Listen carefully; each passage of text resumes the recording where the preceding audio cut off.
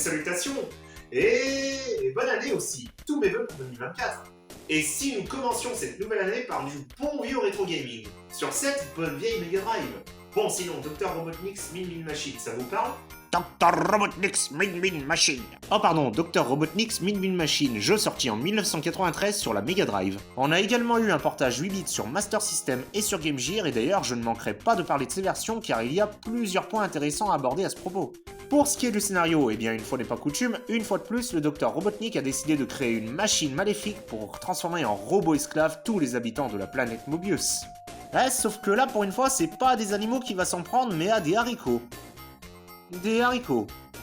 Ah, donc ça, genre, c'est des haricots, hein. Eh bien, je vais tout de suite aller chez l'opticien pour changer de lunettes, hein.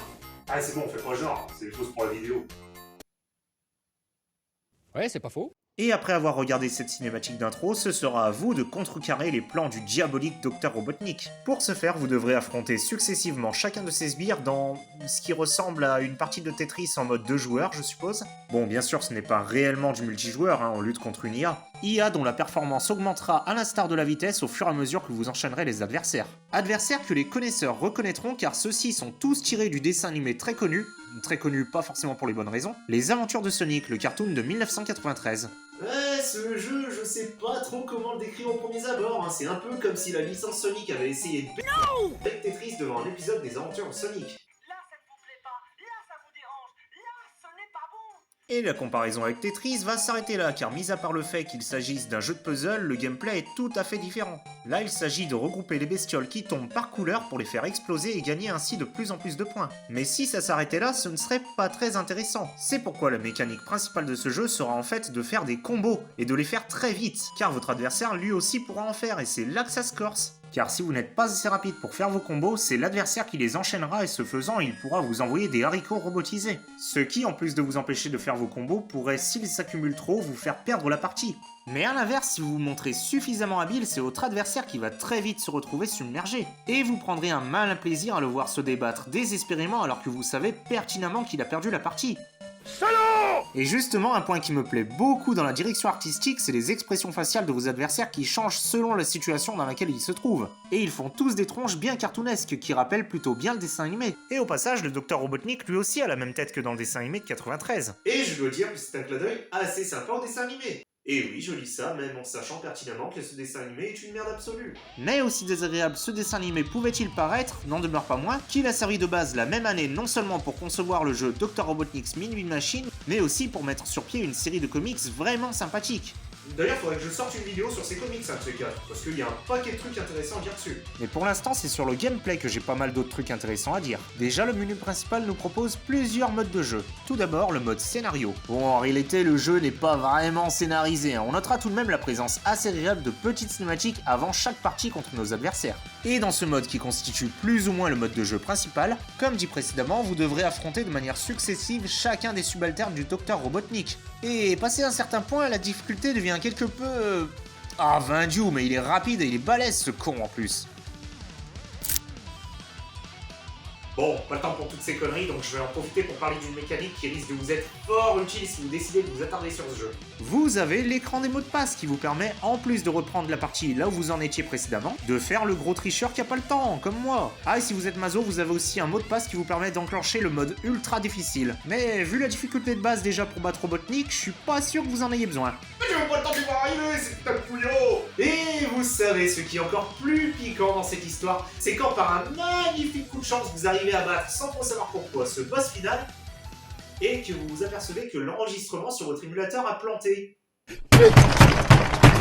Désolé, je vais pas le rebattre une deuxième fois pour vous montrer. On a également un mode 2 joueurs et on va pas se mentir, je pense que ça doit être beaucoup plus fun de jouer face à une vraie personne dans ce genre de jeu. Et enfin le mode exercice qui est un mode libre où on joue sans adversaire. En gros, le bon petit truc pas prise de tête pour les débutants. Et c'est à partir de là que je vais arrêter de parler de la version Mega Drive. Car c'est bien la version Game Gear qui nous offre le plus de possibilités de jeu. Son menu principal nous proposant un mode de jeu absent de la version 16 bits.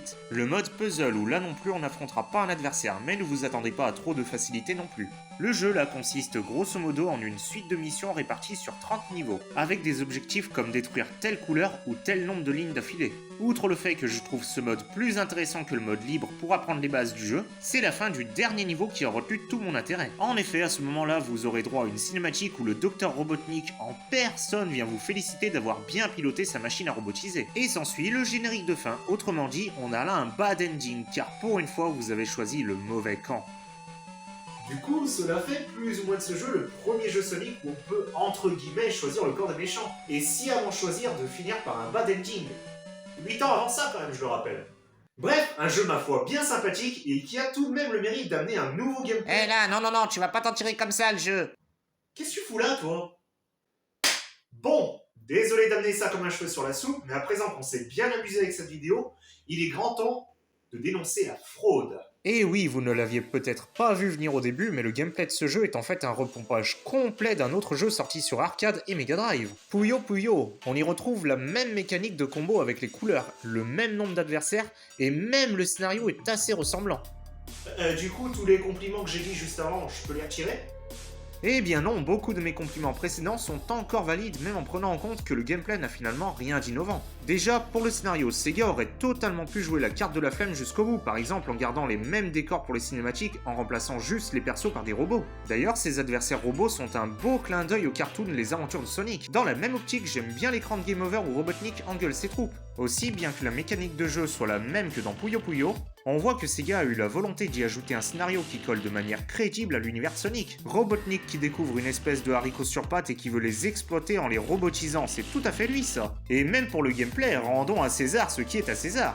Le mode puzzle présent dans la version 8 bits n'existait pas dans le jeu Puyo Puyo original, c'est Sega qui l'a ajouté, et qui par là même a ajouté la possibilité de se joindre aux légions du Docteur pour enfin pouvoir jouer aux méchants. Donc malgré ses défauts évidents, je considère que ce jeu a une place dans mon cœur de rétro gamer fan de Sonic. D'ailleurs, d'autres fans ont dû penser la même chose que moi, rappelez-vous du deuxième boss de Sonic Mania, très belle référence au jeu. Eh bien, je vais reformuler la phrase que j'ai pas finie tout à l'heure. Bref, un jeu qui représente un joli hommage à la série Puyo Puyo, tout en ajoutant sa petite touche de cartoon Sonic, ce qui lui ajoute un petit côté sympathique, on va pas se mentir. Donc, si je devais résumer ce jeu en quelques mots, je dirais tout simplement... Admirez l'apothéose d'une brillante carrière vouée au mal sous toutes ses formes. Bande de poudre. Et c'est déjà la fin de ce 18e épisode d'Archeolo Game. J'ai hâte de vous présenter le prochain. Mais en tout cas, en attendant la prochaine vidéo, les amis, je vous dis à bientôt.